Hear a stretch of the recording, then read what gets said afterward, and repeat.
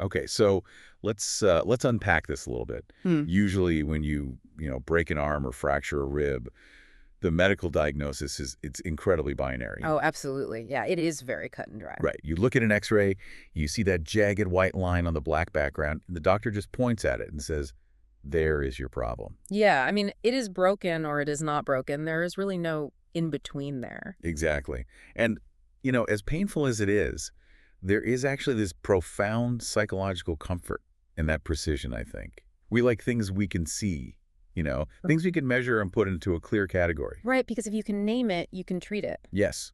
But Yep. what happens when you try to apply that kind of diagnostic precision to something that is entirely invisible? Like what happens when you try to x-ray your own bad luck? Now, that is a fascinating question. Right. Because think about your average Tuesday. Your internet connection drops right before a major presentation. Oh, the worst. Or you get into this bizarre, irrational argument with your spouse over, I don't know, who forgot to load the dishwasher. Yeah, just normal everyday friction. Exactly. Or you sit down to work and suddenly you feel this heavy, inexplicable brain fog. Now, for most of us, that is just a frustrating day. Right, we blame our router, we blame our lack of sleep, and we just, move on. We do. But what if I told you there is an incredibly detailed, highly classified survival manual that treats those exact moments not as random bad days, but as forensic evidence of a cosmic assassination attempt? I mean, it completely flips the script on how human beings process daily friction. It really does. And the documents we are analyzing today, they do exactly that. We have this stack of internal strategy memos, theological blueprints, and digital ministry protocols. And collectively, they form what the anonymous author calls the rescue mission for the body of Christ. Which is an intense title. Very intense. And this isn't, a collection of vague spiritual poetry. It reads like a military-grade operational handbook. Yeah, I was struck by how technical it is. Extremely technical. The author, who identifies only as the Watcher of the Signs, has built this watertight system for categorizing every single annoyance, glitch, and argument as a tactical maneuver in a literal spiritual war. And for you listening today, whether you share this theology or consider yourself entirely secular, the mission of our deep dive is to explore the architecture of this belief system. Right, we are looking at the framework. Exactly. We want to take it apart and see how the gears turn. Because understanding how this framework functions as a survival guide for the people who adhere to it, well, it offers a fascinating window into human psychology. Oh, it is a masterclass in reframing reality. It really is. Yeah. So to figure out how this machine works, we kind of have to start at the perimeter, right? Yeah, before we even get into the core theology. Right. Before we get into what the Watcher actually believes, we need to examine the strict, almost draconian rules governing how they are allowed to broadcast this message to the world. And they call this external protocol the immediate salvation mandate. The immediate salvation mandate. Right. And the word mandate is doing a lot of heavy lifting there because the constraints placed on the content generation are absolute. Meaning there is no wiggle room. None at all. If you are creating material for this rescue mission, you are bound by guardrails that dictate not just what you say, but specifically what you are forbidden to say. And the most glaring prohibition in these documents, the one that really jumped out, is regarding dates. Yes, the date prohibition. This is the part that immediately caught my attention because, honestly, it feels like a massive contradiction. How so? Well, when you read the internal memos, the stuff meant only for the inner circle. They are obsessed with a very specific prophetic timeline. Right, the 2029 to 2036 window. Exactly. They repeatedly reference this 2029 to 2036 window. In their theology, this isn't just, a tough decade. They view this window as the final reset, the absolute end times framework. But externally. Externally, total silence. The moment they turn the microphone on or publish a public document, they are strictly banned from ever mentioning 2029 or 2036. Yeah, internally they call this the Day of the Lord constraint. The Day of the Lord constraint. Okay. It mandates that all public-facing content must rigidly adhere to the scriptural stance found in Matthew 24:36, which basically states that no man knows the day or the hour. Right. So the author enforces a rule that the broadcast must focus exclusively on the mechanics of immediate salvation, completely divorced from any speculative future timeline. Wait, I have to push back on this a little bit. Sure, go ahead. Keeping the dates a secret externally while circulating them internally? I mean, that sounds highly manipulative. I can see why you would say that. Right. Because if I genuinely believe a catastrophic global reset is hitting between 2029 and 2036, wouldn't my moral obligation be to scream that from the rooftops? You would think so, yeah. To me, this reads like a convenient structural loophole to avoid public accountability. Like, if 2036 comes and goes and the world is still here, they haven't staked their public reputation on it. Feels like an evasion tactic. It is entirely fair to view it through that lens, especially given the history of, apocalyptic forecasting. Right, because there is a long history there. A very long history. If we look at the historical data of high-demand religious movements, setting public dates is the single most dangerous thing a founder can do. Because it creates a verifiable test. Exactly. The landscape is literally littered with groups that completely disintegrated the morning after their predicted doomsday failed to materialize. Oh, like the Great Disappointment in the 1800s. Precisely. So, by structurally forbidding the broadcasting of dates, the protocol certainly immunizes the ministry against that specific failure mode. It is a built-in defense mechanism. It is. But if we analyze the author's own stated logic, the reasoning is actually deeply psychological. Okay, unpack that for me. Well, stripping the dates away creates a perpetual, unyielding state of urgency. Think about it. If you give a human being a deadline 5 years from now, human nature dictates they will wait 4 years and 11 months to prepare. Oh, wow. Yeah. Yeah, I see the utility in that. It is the smoke detector analogy. Right, exactly. Like if a fire marshal tells you, hey, your house is going to catch fire on November 12th, you might wait until the morning of November 11th to go to the hardware store and buy a smoke detector. Because we procrastinate. It is what we do. We totally do. Mm. But if the fire marshal says, listen, your house is highly flammable and could burn down tonight while you sleep, well, you are installing that smoke detector immediately. And that is the exact psychological mechanism at play here.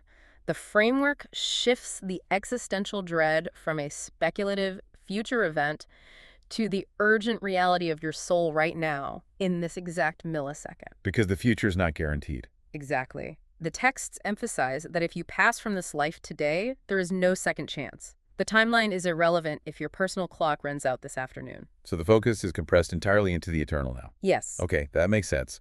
But they also enforce what they call the identity protocol, right? Yes, that is another major rule. The creator of the content can never use their real name. They can only be referred to as the watcher of the signs. Right, anonymity is mandatory. And the stated reason is that all glory, credit, and attention must be directed vertically to God the Father. Which prevents the creation of a personality cult. Yeah, which we see happen so often in these types of movements. The charismatic leader takes over. It is incredibly common. But if you take away the charismatic leader's identity and you take away the sensationalism of an impending doomsday date, you are stripping away the two biggest marketing tools a movement has. You really are. So doesn't this put a crushing amount of pressure on the actual daily mechanics of the faith? It leaves nothing but the mechanics. It distills the belief system down to its absolute bare metal. Bare metal, I like that. The adherent isn't propped up by the emotional high of following a celebrity pastor, and they aren't motivated by the adrenaline of a countdown clock. So what are they left with? They are left alone with the immediate, heavy requirements of their own salvation. Which is the perfect bridge into the core of this theology. Because if I don't have a date to look forward to, and I don't have a guru to follow, what exactly am I supposed to be doing today? Right. What is the actual requirement? Yeah. And the Watcher is brutally specific about this. They constantly use a phrase to describe the mandatory requirement for survival. They call it water and spirit dual alignment. The entire architecture of their theology rests on this dual alignment. Where does that phrase even come from? They pull this directly from the book of John, chapter 3, verse 5, where Jesus states that a person must be born of water and of the Spirit to enter the kingdom of God. Okay, pretty standard verse in Christianity. It is. But what is unique about this framework is that they do not treat this verse as a beautiful metaphor or a simple religious initiation. Right. They approach it as a literal, mechanical necessity. The phrase they use in the documents is the mechanical key to the first resurrection. Yes, very specific terminology. It sounds like something you would read in a locksmith's manual, not a theological treatise. But what does that actually mean in practice? Like, does water mean a believer needs to run out and get submerged in a pool today, or is it pointing to something else? Well, the texts unpack water as the physical behavioral cleansing. Okay. It is the actual repentance and turning away from previous destructive actions. It is the outward obedience to the law. So your actions, how you live. Exactly. And the spirit aspect is the internal cognitive and spiritual transformation that powers that obedience. Do you need both? You cannot have one without the other. The framework argues that having internal belief without outward behavioral change is useless. Just mental agreement. Right. And having outward behavioral compliance without internal spiritual transformation is just hollow religion. Just going through the motions. Exactly. Without both tumblers in the lock clicking into place the dual alignment, a person faces what the texts call the second death, which they identify as the lake of fire. Wow. So it is essentially a spiritual two-factor authentication system. I think that is a brilliant way to put it. A 2FA for your soul. Like in the digital world, you can't log into your bank account just by knowing the password, right? Mm-hmm. The password is the intellectual belief. Right. Anyone can know a password. Yeah. You also have to physically possess the device to receive the secondary code, the physical walk, the water. Yes. So if you only have the password but no device, the door stays locked. That is a highly functional way to understand their mechanics. And this strict 2FA requirement is positioned in direct opposition to mainstream modern faith. Oh, they are very clear about that. Very. The documents are viciously critical of what they term deadbeat theology, or the deception of the broad path. Yeah, they pull no punches there. Yeah. I mean, they basically argue that modern religion has lulled everyone to sleep with a lazy version of grace. A very lazy version, in their eyes. The idea that you just raise your hand, say, I believe, and suddenly you have a golden ticket that requires zero lifestyle change. Right. And to dismantle that deadbeat theology, the framework introduces a fascinating legal concept regarding the nature of Jesus. Okay, let's get into this. They lean heavily on scriptures like Romans 8:29, framing Jesus not merely as a distant deity or sacrificial lamb, but explicitly as the firstborn and the elder brother. The elder brother. Yes, Okay. the elder brother went first. He perfectly navigated the requirements of the law and cleared the path for the rest of the siblings. Okay. But the crucial caveat is that the siblings still have to walk the path he cleared. They use a forensic analogy in the documents that really made this click for me. The pardon analogy. Yes, the pardon. They compare the sacrifice of the elder brother to a governor's pardon for a prisoner. It is a very stark comparison. Right. So the pardon is grace. You didn't earn it, and it magically opens the heavy iron doors of your prison cell. Your past crimes are legally wiped off the books. You are free to go. Exactly. But the moment you walk out of those prison gates, you now possess a clean slate and a profound, weighty responsibility to be a law-abiding citizen. Because the grace gets you out of the cell, but it does not exempt you from the law of the land once you are free. Right. The text is very clear on the consequences of ignoring this. If a pardoned prisoner uses their newly granted freedom as an excuse to immediately return to robbing banks, Which would be crazy. it would be. But if they do, they aren't living in the pardon. They are actively insulting and rejecting the judge who granted it. They anchor this to a terrifying verse in Hebrews 10:26. Yes, a very heavy scripture. It says, "For if we sin willfully after that we have received the knowledge of the truth, there remaineth no more sacrifice for sins." It is a zero-tolerance policy. Yeah, zero-tolerance policy for intentional, premeditated rebellion after you have received the clean slate. And it creates a framework where the law remains the absolute standard of the Creator's character, and the new covenant is simply the protocol for how a believer is empowered to naturally produce the fruit of that law. Empowered by the Spirit part of the 2FA. Exactly. Yeah, But it is still an incredibly heavy burden of daily performance. I would imagine so. And the author acknowledges this. In fact, the Watcher warns that the moment a believer successfully adopts this water and spirit dual alignment and steps onto this narrow path, they will immediately trigger tripwires in the spiritual realm. Tripwires. Yes, they will become a high-value target. Which, logically tracks within their own system. Like, if you are doing exactly what you're supposed to be doing, the opposing force is going to try to neutralize you. Absolutely. But this brings up a huge practical problem. What is that? If I am trying to walk this path, how do I know the difference between a targeted attack from a cosmic evil and just a run-of-the-mill bad day? The diagnosis issue. Right. How do I know my tire blew out because a demon hates my dual alignment and not because I drove over a rusty nail? Well, this is where the manual transitions from theological theory to daily operational tactics. Okay. The Watcher outlines 5 specific forensic markers of targeted spiritual attacks. 5 markers. Yes. It serves as a diagnostic tool, much like the X-ray we discussed earlier, designed to help the believer identify the exact nature of the friction they are experiencing. Let's take these one by one, because this is where the cosmic war hits the kitchen table, It honestly. gets very granular. Very. The first marker is called the timing filter. Right. And the premise here is that the enemy reveals themselves not by the nature of the problem, but by the exact millisecond the problem occurs. And we have a very specific case study of this in the primary source material. Yes, we do. On May 4th, 2026, the author was compiling deep theological data. Ironically, they were analyzing social media algorithms, the state of the modern church, and internally reviewing that forbidden prophetic timeline. Right, doing the work. Yes.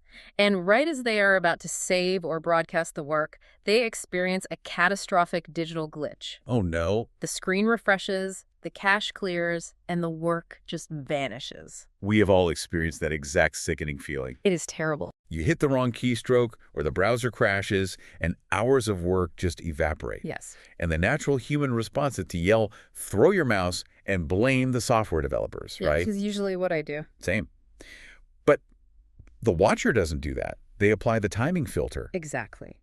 Because the glitch happened precisely at the moment of spiritual productivity, it is diagnosed not as a software error, but as a calculated strike. Because the timing is the forensic proof of origin. The timing is the proof. Okay. Now, moving to the second marker, we see the proximity attack. A proximity attack. Yes. This moves the warfare from the digital realm to the interpersonal. The documents warn that the opposing force will hijack the people closest to you. Flesh and blood. Right. Your spouse, your children, your family. And they will hijack them to initiate sudden, highly irrational conflicts. And the really tactical insight here, and I found this fascinating, is that the goal of the demon isn't the argument itself. No, the argument is just the vehicle. Right, the demon doesn't care who takes out the trash. The argument is a resource depletion strategy. A resource depletion strategy, that is exactly it. The goal is to drain the believer's emotional and physical energy so profoundly that they are too exhausted to read, pray, or work on their mission. It is basically a parasitic drain. A parasitic drain, yes. Yeah. Which often leads directly into the third marker, the fog effect. The fog effect. The author describes this as a sudden descent of heavy confusion, irrational fear, or a thick mental fog that is entirely disproportionate to the actual circumstances of the believer's life. I found this one so interesting because it maps perfectly onto modern psychological struggles. How do you mean? Well, what they call the fog effect sounds exactly like the symptoms of digital burnout, doom-scrolling fatigue, or generalized anxiety. Oh, absolutely. You sit down at your desk, nothing is actually wrong in your immediate physical environment, but your brain feels like it is wading through wet concrete. Right. The physiological symptoms are identical, but the framework reassigns the root cause. Reassigns it. Yes. It is not cortisol, it is interference. Interference. Wow. Now, the fourth marker is perhaps the most invasive. They call it the redirection of temptation. This one is wild. It really is. The text notes that if a believer successfully utilizes their dual alignment to conquer a major, waking sin, and the specific example used is conquering lust, the enemy realizes frontal assaults no longer work. Because the believer is too strong while awake. Exactly. So the attack vector is shifted to the subconscious. Right. They document instances where, after achieving total victory over lust in their daily life, the believer is suddenly hit with highly vivid, compromising dreams out of nowhere. Wet dreams, specifically. Right. And the framework identifies this as a desperate backdoor attempt to make the believer wake up feeling unclean, disqualified, and defeated. It is psychological sabotage. It is. If the enemy can't get you to voluntarily step off the path while you are awake, they will try to infect your subconscious to ruin your psychological state for the next morning. It is an insidious tactic aimed at generating shame. Shame. Yes. And that shame feeds the fifth and final marker, the isolation pressure. The isolation pressure. This is described as a crushing, overwhelming psychological weight trying to convince the believer that they are completely crazy. Oh, man. It is the feeling of standing entirely alone, looking around at the rest of the world operating normally, and wondering if you have literally lost your mind. It is a calculated psychological siege. When you step back and look at these 5 markers, your computer crashing, getting into a dumb fight with your family, feeling brain fog, having a weird dream, and feeling lonely. I mean, these are literally the baseline symptoms of being a human being on planet Earth. They are completely universal experiences. Right. But the genius of this framework is what it does to the believer's perception of those normal events. The reframing. Yes, it takes the very things that make most people want to quit and repurposes them. The psychological utility of this reframing cannot be overstated. I mean, think about it. If a computer glitch is just random chaos, you are just a victim of an uncaring universe. Which is depressing. Highly depressing. But if that glitch is a targeted attack by a demonic force, well, it means you are considered a high-value threat to the kingdom of darkness. Oh, wow. By labeling standard, daily friction as forensic evidence of warfare, the framework transforms discouragement into profound validation. I see it. It is a closed-loop system of motivation. Exactly. Like, if my family argues with me, it proves my theology is correct. If I feel isolated and crazy, it proves my theology is correct. The resistance itself becomes a badge of honor. You cannot lose, psychologically speaking. Right. But recognizing that you are under fire is only half the battle. True. If I diagnose that my brain fog and my crashed hard drive are demonic attacks, what am I actually supposed to do about it? Does the Watcher just advise people to pray harder and white-knuckle through it? Not at all. The response is just as methodical and regimented as the diagnosis. Okay, good. The author has developed a tactical playbook called the Counter-Move Strategy for the Body of Christ. Counter-move strategy. Yes. It is a highly specific set of protocols designed to neutralize the 5 forensic markers we just discussed. And this is where the blend of pragmatic life advice and intense spiritual warfare gets really interesting. It really does. Let's look at the counter-move for the proximity attack. That is when your family starts acting irrational to drain your energy. Right. The manual prescribes the silent response protocol. The silent response protocol. Right. It mandates that the believer must completely refuse to engage in the irrational argument. And the exact phrasing in the text is striking, actually. It says, silence often preserves the spirit's authority while the flesh is screaming for a fight. You know, from a clinical psychology standpoint, this is textbook de-escalation. Is it? Oh, absolutely. When a family member is dysregulated and looking for a conflict, engaging with their irrationality only provides them with the dopamine hit of the argument. You are feeding the fire. Exactly. Withdrawing removes the fuel. But what is fascinating here is that the Watcher elevates this basic conflict resolution technique into a spiritual mandate. You are not just walking away to save your breath. You are executing a tactical retreat to protect your spiritual authority from being hijacked. It is so practical, though. Yeah. Then there is the redundancy rule to counter the timing filter. The IT backup rule. Yes. Since you know digital glitches are a preferred weapon, the rule dictates keeping raw data, scripts, and notes backed up in multiple physical and digital locations. Standard practice. Right. If one platform is blocked, the protocol says you pivot immediately to the backup and keep the work moving without missing a beat. Now, my IT department gives me the exact same advice. Everyone's IT department does. Right. They tell me to follow the 3-2-1 backup rule, but they frame it as protecting against server failure, whereas this manual frames it as thwarting the Prince of Darkness. The mechanics are identical, but the stakes are infinite. Infinite stakes. I love that. Now, to combat the fog effect and the isolation pressure, the manual introduces the prayer of alignment. The prayer of alignment. Yes. And this is not a passive, silent plea for help. The believer is instructed to physically vocalize their dual alignment. They must speak out loud, reminding the opposing force and, crucially, their own nervous system that they have been born of water and spirit and are legally bound to the Father. It is a verbal grounding technique. Exactly what it is. By speaking it out loud, you force your brain to cut through the abstract fog and focus on the physical vibration of your own voice declaring a truth. It grounds you back in your physical reality. But my absolute favorite protocol in this entire manual is the mission first pivot. Oh, the pivot is brilliant. The mechanics of the pivot are remarkable. The instructions state that if a household conflict erupts, or if the friction becomes unbearable, the believer is to physically extract themselves, retreat to what the text calls an office sanctuary. An office sanctuary. Right, and immediately begin working on the word or their mission tasks. The psychology of this is just brilliant. Break down for me. Think about what happens to your body during a family argument.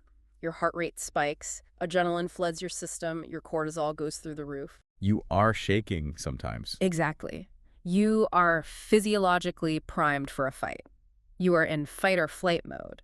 Right. The mission first pivot takes all of that aggressive fight or flight energy and functionally redirects it into deep, focused work.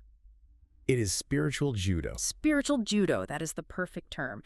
You use the opponent's momentum against them, the enemy pushes you to drain you, and instead of pushing back, you redirect that adrenaline into a flow state of productivity. You weaponize the attack to fuel your own output. It completely neutralizes the resource depletion strategy. Completely. Furthermore, it protects the overarching mission. By forcing the believer to retreat to the sanctuary, it ensures they do not get permanently bogged down in the endless cycle of domestic disputes. They stay out of the mud. Right. Their eyes remain locked on the macro objective. Which is the rescue mission. Exactly. Yep. Now, finally, there is the scripture anchor protocol. The scripture anchor. Yes. When the isolation pressure is screaming that you are crazy, the manual commands you to replace your internal feelings with the raw, physical text of the word. Do not rely on your feelings. Rely on what is written. Right. Now, that is a highly controversial stance in modern culture. Highly. We live in an era where the prevailing wisdom is to follow your heart, validate your lived experience, and trust your gut. Your feelings are your truth. Exactly. But this framework is actively hostile to that idea. It argues that your feelings are compromised territory. Your emotions can be easily hacked and manipulated by the enemy to make you feel isolated. Because feelings fluctuate. Right. Only the written code is unhackable. And adhering to that unhackable code, ignoring your feelings, silencing your family, and retreating to work well, it guarantees that you will look entirely alien to the rest of society. You would look like a robot to some people. You would. The level of dedication required by the dual alignment and the counter-move strategy naturally isolates the believer. It pushes people away. It does. Which brings us to the fifth major component of our analysis. Okay, where are we going?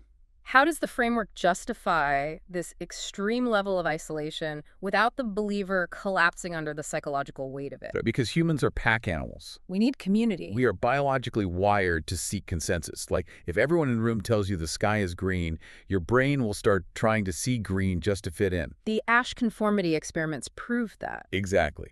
So if you are following this manual, you are going to look insane, not just to secular society, but probably to mainstream religious people as well. You will look like a fanatic. So how do they handle that? The framework addresses this head-on with what they call the blueprint of the narrow path. And the Watcher relies on a very specific, almost mathematical deduction regarding truth and population density. Population density. The texts argue that the broad path is, by definition, crowded. It is broad. Right. The narrow path is, by definition, nearly empty. Therefore, a high concentration of people moving in one direction is the definitive forensic marker of destruction. So if everyone is doing it, it must be wrong. Basically, yes. If the masses find an idea comfortable, the idea is compromised. I love the bluntness of the line from the source material here. It says, truth isn't a democracy. It is a great line. Just because 1 million people vote for a lie doesn't make it true. Right. And to anchor this concept, the manual leans entirely on the historical precedent of Noah's Ark.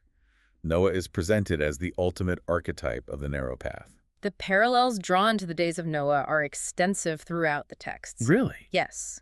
Noah stood as a minority of one. He and his immediate family stood in direct opposition to hundreds of thousands, perhaps millions, of people who were completely unified in their rebellion and mockery. A minority of one. Right. The text observed that the people of Noah's day found profound psychological safety in numbers.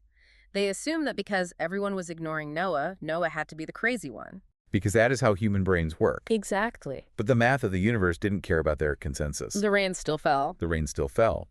So the framework frames the modern mission as a spiritual arc. They are quick to point out that a physical wooden boat won't work this time. No. The impending reset tying back to that internal 2029 to 2036 timeline isn't a flood of water. The text refers to the fire of judgment and the strong delusion of the global system. So it is a spiritual event. Right. So the ark today isn't a place you go, it is a state of being. The ark is the water and spirit dual alignment with the Father. Now, the psychological burden of this ARC protocol is immense. I cannot even imagine. To genuinely believe that you are one of a microscopic fraction of humanity possessing the actual truth, while the rest of the globe marches cheerfully toward a cliff, I mean, that requires an ironclad mental framework. It would break most people. It would. The text acknowledges that the believer will face intense ridicule. But, returning to their masterstroke of reframing, the ridicule is redefined. Reframing again. Always. Being called crazy by the consensus is not a symptom of error. It is the forensic signature of a true commitment. The forensic signature. Right. It is the exact receipt you receive when you purchase truth in a world built on lies. Wow. Okay, so if the ridicule proves you are on the ark and the broad path is doomed, how does this dictate the way a believer interacts with their city or their country or the culture at large? That is a very important question. Like, if I truly believe the ship is going to hit the bottom of the ocean by 2036, why would I bother trying to fix the plumbing in the staterooms? You wouldn't. Why vote? Why try to reform institutions? The framework answers this with what is called the Remnant Protocol. The Remnant Protocol. Yes. The Watcher states unequivocally that the rot of the modern global system is structural and entirely irreversible. Irreversible. Completely. They use the analogy of a condemned building. Okay. At a certain point of structural decay, you stop trying to patch the drywall or fix the roof. The building is slated for demolition. So you just get out.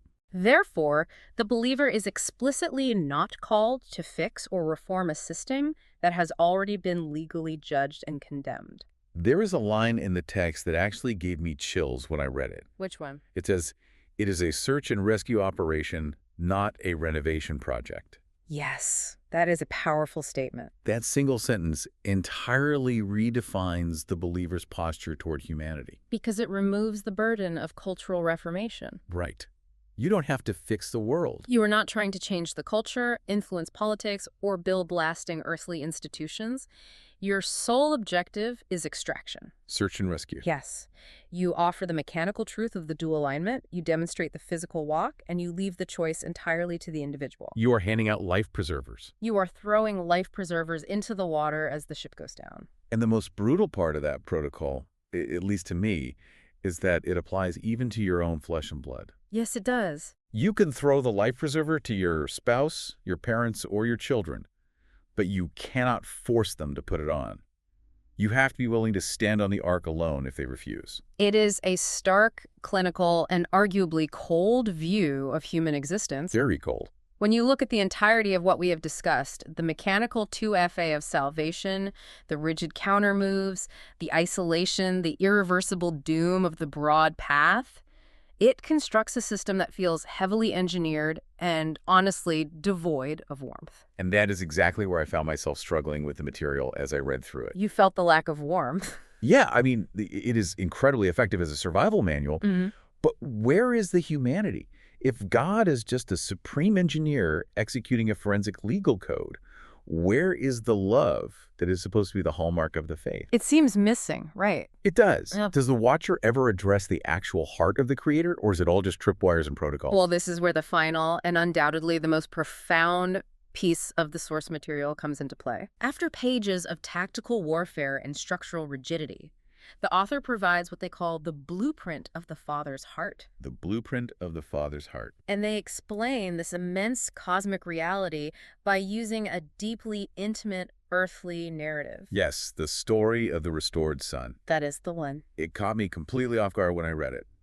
Amidst all the talk of demonic proximity attacks and prophetic timelines, the Watcher pauses to tell a story about an earthly father and his two sons. A very personal story. The text heavily implies this is drawn from the author's own lived experience. It reads very autobiographical. It does. One of the sons goes through a dark, rebellious black sheep season that culminates in him serving actual prison time. And this earthly tragedy is utilized as the exact blueprint for understanding the heavenly reality of grace, law, and restoration. Okay, explain how that works. Well, the son serves his sentence, he does the time. Eventually, he receives a pardon and is released. The legal debt to society is officially cleared. Like the forensic pardon we talked about earlier. Exactly the same. But the author makes a vital, heart-wrenching observation here. What is that?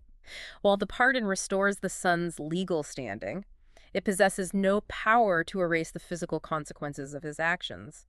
Nor can it magically replace the years of relationship that were lost while he was locked in a cell. A lost time. Yes. That is the tragedy of the human condition right there.